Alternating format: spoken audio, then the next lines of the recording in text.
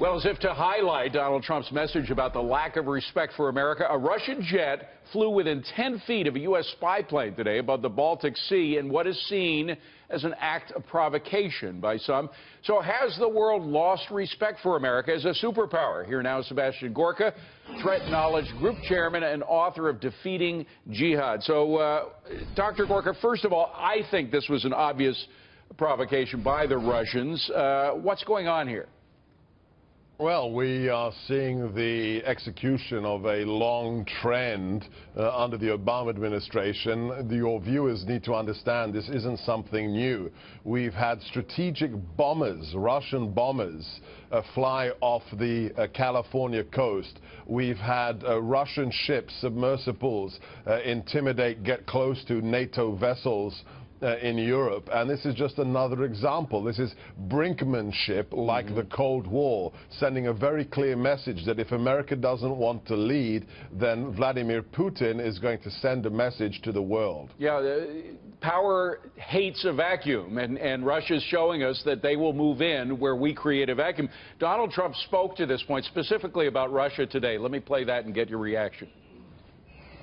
Russia has defied this administration at every single turn. Putin has no respect for President Obama and has absolutely no respect for Hillary Clinton. Now, Hillary Clinton, of course, is going one or two or three steps further and saying not only is Trump playing the Putin card, but Putin is playing the Trump card. What do you think about all that?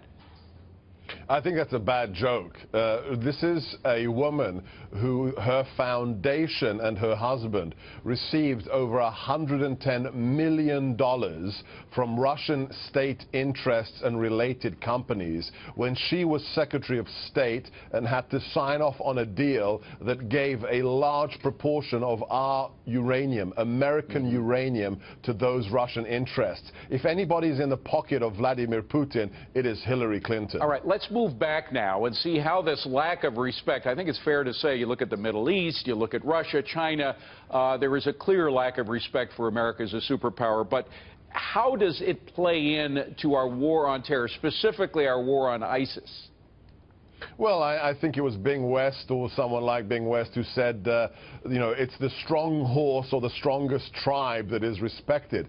In the Middle East, power or seeming to have a sense of projection of yourself is incredibly important.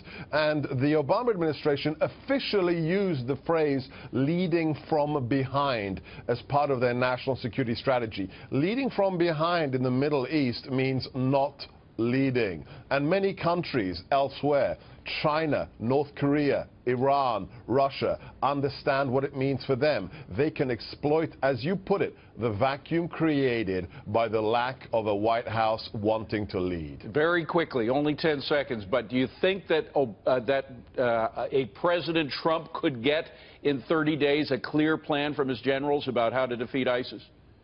That's why I wrote my book, Defeating Jihad. This is just a bunch of, this is about 50, 60,000 jihadis left in theater. The idea that the most powerful superpower in the world can't defeat them with her allies is absurd. Of course we could. We could crush them. Sebastian Gorka, author of Defeating Jihad. Good to see you again, Doctor. Thank you very much.